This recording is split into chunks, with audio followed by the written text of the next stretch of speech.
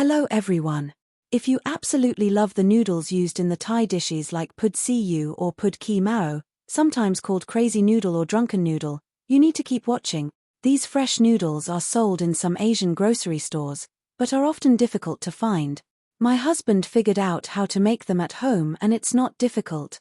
And the ingredients are very easy to obtain. This is the entire list, and you can order all of these ingredients on Amazon, or find them in your local grocery stores. Note that tapioca starch is often labeled as tapioca flour. They are the same thing. Also, if you are gluten intolerant, just eliminate the quarter cup of wheat flour, and add 1 additional tablespoon of each of the other 4 dry ingredients to your modified recipe. This recipe makes enough noodles for about 4 to 6 servings. I've placed all of my dry ingredients into a medium-sized bowl, and have whisked them together to ensure they are evenly blended. I add my quarter cup of peanut oil, followed by my 2 1/4 cups of warmed water. I simply heated my water for about 20 seconds in the microwave. I then begin to stir the ingredients and continue to stir until all of the dry ingredients have been incorporated into the liquids. You'll notice that this batter is fairly liquid. It's not going to be a solid dense type dough, like when you make pasta. There we go. You can see that my batter is smooth, no remaining lumps of any of the flours or starches. There's no need to let this batter rest. You can immediately proceed to turning this batter into delicious fresh noodles that you can also stir fry immediately after they are formed. First I will get a large platter and add on a coating of peanut oil. Then I will take out 2 dinner dishes that are the same or roughly the same size and shape. I brush some peanut oil on one of the 2 dinner plates. I then measure out a quarter cup of my noodle batter, and pour it onto the center of the oiled dinner plate.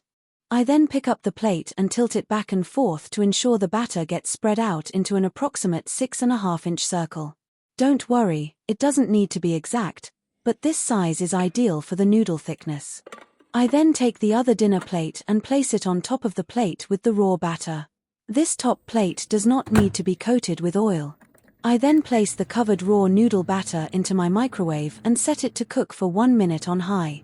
When the timer goes off, I use 2 oven mitts to ensure I don't get burned, and I carefully remove the plates with the cover on and place it on my work surface. I carefully remove the top dinner plate, using my oven mitts.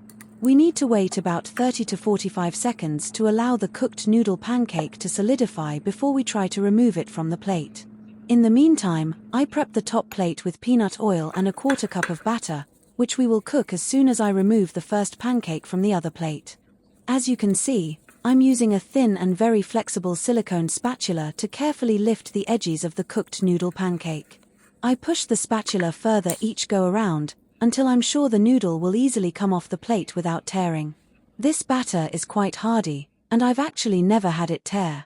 After you've cooked your first noodle pancake, you basically keep repeating the process until all of the batter is used up. Oil bottom plate. Pour on and spread out a quarter cup of batter. Cook covered on high for 1 minute in the microwave. Let it solidify and carefully lift and remove from plate. After each noodle pancake cools a bit, I roll them up and place them on a clean plate.